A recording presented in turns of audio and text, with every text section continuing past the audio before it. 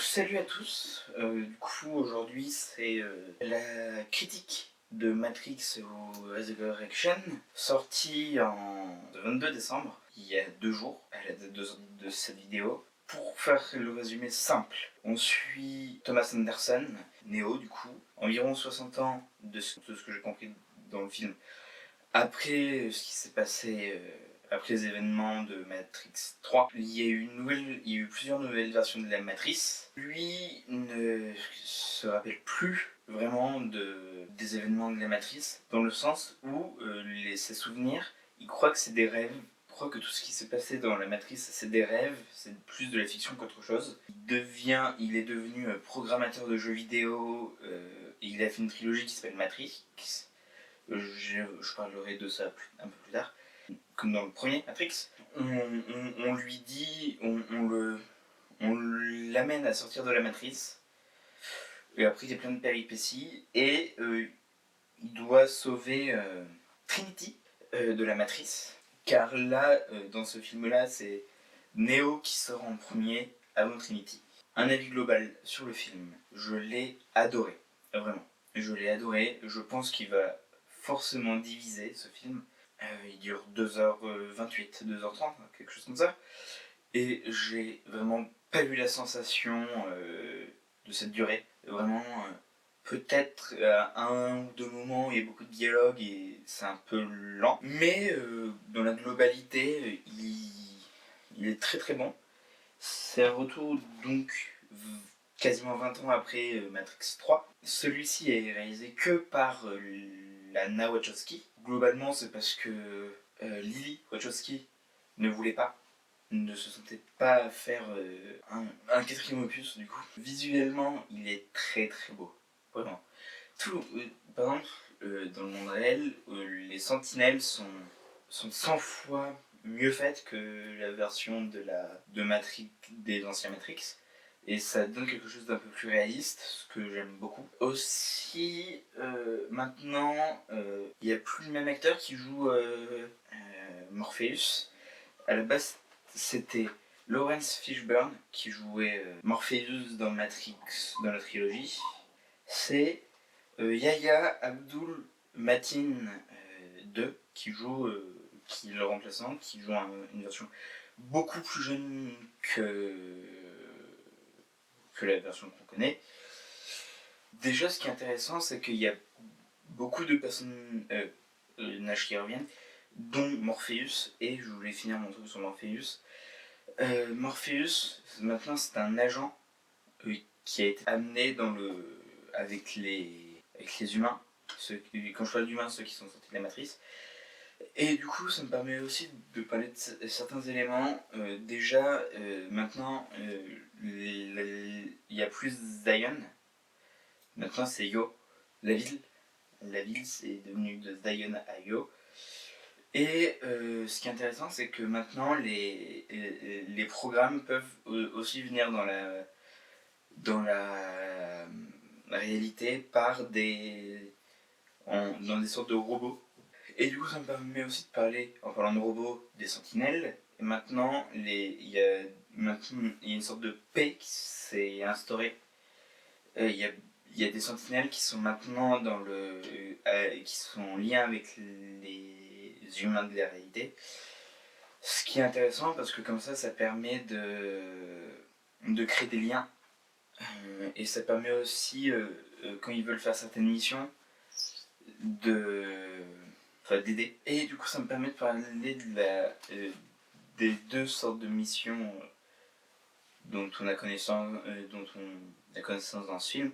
La première, c'est la récupération de Neo, qui est pris par une sentinelle amie, et qui est amené dans le monde réel, enfin qui est amené à Io. Ce qui est assez différent de son arrivée dans Matrix 1, parce que dans Matrix 1, c'est directement le vaisseau qui vient le chercher quand il est tombé, alors que là, c'est la sentinelle qui l'amène au vaisseau. Et c'est intéressant, ça permet de montrer que les sentinelles sont devenues amies, et ça permet aussi de développer cette idée de la paix qu'il y a eu. Et il y a une deuxième utilisation, c'est quand ils vont chercher Trinity. Il y a deux sentinelles qui permettent d'amener Bugs, entre autres, pour, pour récupérer Trinity. Voilà, ce qui est intéressant, c'est que Trinity, pendant bien les deux tiers du film, ou à peu près 2 tiers, 3 quarts du film, alors, c'est à peu près, je sais pas, jusqu'à 2 heures, 2 heures, on la voit, etc. Et après, on apprend qu'elle aussi, elle a les mêmes rêves que Neo, que j'évoquais avant. On l'avait vu mourir dans Matrix 3, mais les sentinelles l'ont fait revivre. Mais elle ne connaît pas forcément très bien Neo, à part le fait qu'il ait fait une trilogie de jeux vidéo Matrix. Et du coup, ça me permet d'évoquer cet élément-là dont je voulais parler au début. Neo, dans ses films, a fait une trilogie de jeux vidéo qui s'appelle Matrix, de ses souvenirs. Et du coup, c'est intéressant parce que ça permet de faire une mise en abîme. Et ce qui est drôle, c'est que quand j'étais dans la salle de cinéma, quand il dit ouais, j'ai fait une trilogie de jeux vidéo qui s'appelle Matrix, et même avant ça, on voit des statues des personnages des jeux vidéo Matrix, enfin de la trilogie jeux vidéo dont il parle. Ces deux éléments-là, ça a fait rire toute la salle. Et ça montre, et ça montre aussi que Lana Wachowski a de l'autodérision par rapport à ça. Et arrive, arrive à créer un élément comique de ça.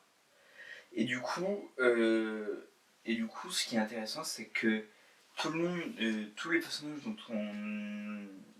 on a connaissance ont joué la trilogie Matrix, à la trilogie de jeux Matrix.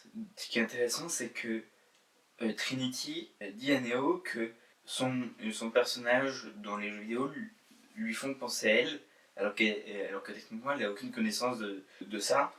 Enfin, elle a plus. Elle aussi, elle ne sait plus qu'elle qu'elle a vécu tout ça. Ah oui, aussi, je voulais parler de certains éléments. Il y a plein de personnages des anciens films qui ont été purgés, entre guillemets, et le mérovingien et son équipe sont vraiment sales.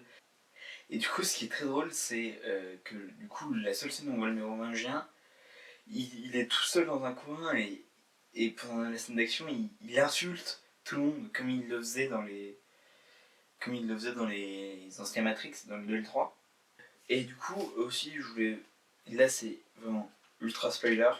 La fin, en gros, c'est un montage parallèle entre le fait que Bugs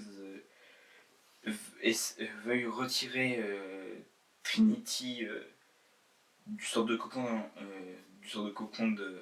des sentinelles, et le fait que une scène dans un bar où il y a Neo qui discute avec l'agent Smith, qui n'est plus joué par son acteur de base, mais par un autre acteur qui est le producteur des jeux vidéo Matrix dans le film.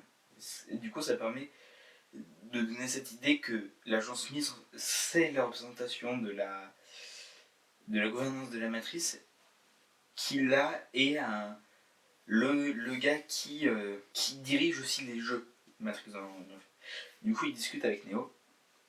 Et il y a Trinity qui vient, il y a ses enfants qui lui disent non, viens avec nous, va pas avec lui, etc. Et avant de sortir juste avant de sortir, elle se retourne, elle va vers Neo, et ils décident de partir tous les deux. Et du coup, Trinity laisse sa famille, parce qu'elle a une famille. Et voilà, et du coup, ils fuient, ils décident de fuir, les deux, jusqu'au moment où ils arrivent à sortir de la matrice. Et du coup, Trinity se libère de ce qu'a voulu la matrice dans l'univers de la matrice, mais aussi de la matrice. Elle a réussi à s'extirper de la réalité. Et à la toute fin, on comprend que Neo et Trinity veulent faire une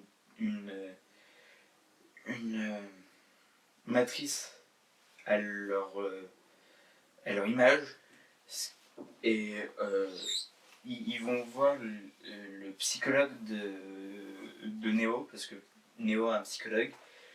Trinity le tue, et après ils décident de partir, et le dernier point où on les voit les deux voler, on comprend à ce moment-là que que Neo et Trinity vont essayer de créer une nouvelle matrice. En conclusion, je trouve que c'est vraiment l'un des meilleurs films de cette année. Par exemple, Spider-Man No Way Home, que j'ai beaucoup aimé, était beaucoup moins qualitatif que ce film-là. Certes, Matrix joue sur la nostalgie des anciens personnages, mais utilise la nostalgie pour donner les bases de son univers et développer cet univers de la Matrice.